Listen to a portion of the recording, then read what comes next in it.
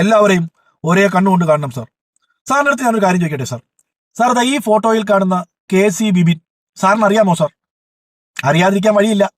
കാരണം കേരളത്തിന്റെ ആഭ്യന്തരമന്ത്രിയുടെ, അതായത് അങ്ങയുടെ അസിസ്റ്റന്റ് പ്രൈവറ്റ് സെക്രട്ടറിയാണ് പുള്ളിക്കാരൻ. ഇപ്പോൾ ഇവിടെ എന്തിനാണ് പറയുന്നതെന്ന് ചോദിച്ചാൽ, സാർ കേരളത്തിൽ ലൈംഗിക ശേഷി പരിശോധിച്ച ഒരേ ഒരു MLA ഉണ്ടായിരുന്നുള്ളൂ.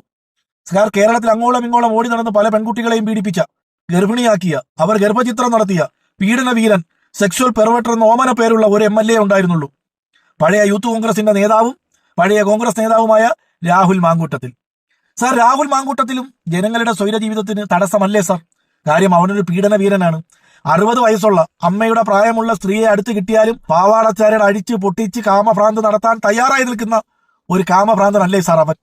അപ്പോൾ അവന്റെ പോസ്റ്റുകളിൽ വന്ന് സ്ഥിരമായി കമന്റ് ഇട്ട് സപ്പോർട്ട് ചെയ്യുന്ന അങ്ങയുടെ അസിസ്റ്റന്റ് പ്രൈവറ്റ് സെക്രട്ടറി ഏത് ഗണത്തിൽ പെടും സാർ?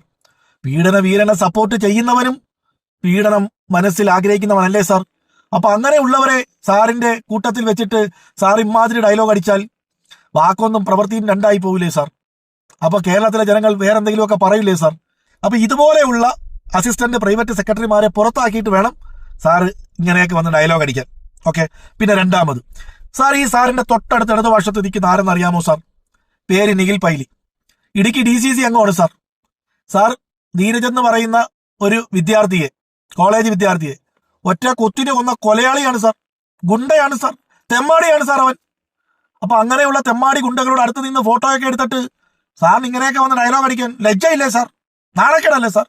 പിന്നെ സാറേ, ആ ജന്തർ മന്ദറിൽ മാന്യമായിട്ട് സമരം ചെയ്ത വിദ്യാർത്ഥികളെയൊക്കെ വെടിവെച്ച് കൊല്ലണമെന്ന് പറഞ്ഞ, പെൺകുട്ടികളെയൊക്കെ ബലാത്സംഗം ചെയ്യണം എന്ന് പറഞ്ഞ, സ്വന്തമായിട്ട് എഴുന്നേറ്റ് നിന്നൊരു വളിവിടാൻ പോലും ആവതില്ലാത്ത ആ TG മോഹൻദാസ് എന്ന് പറയുന്ന തെമ്മാടിയെ എന്താണ് സാർ അറസ്റ്റ് ചെയ്ത് ഒന്ന് ലോക്കപ്പിലിടാത്തെ, ജയിലിൽ അടയ്ക്കാത്തെ, കേസെടുത്തു എന്നാകട്ടെ, FIR ഇട്ടെന്നാകട്ടെ, പക്ഷെ ഇതുവരെ അറസ്റ്റ് ചെയ്തിട്ടില്ലല്ലോ സാർ?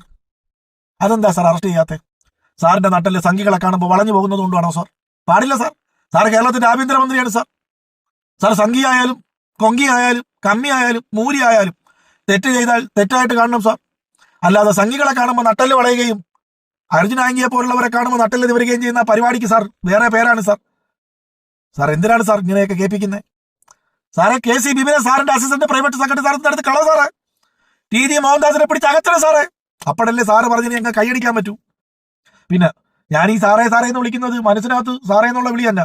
സാറ് വിചാരിക്കും വേറെ പലരെയും പോലെ പുറത്തവൻ സാറേ തന്നെ വിളിക്കുന്നെങ്കിലും അവന്റെ ഉള്ളിൽ വേറെ എന്തെങ്കിലും ആയിരിക്കും. അല്ല സാർ, ഇപ്പോഴും സാറേ തന്നെ എന്തെന്നറിയാവും?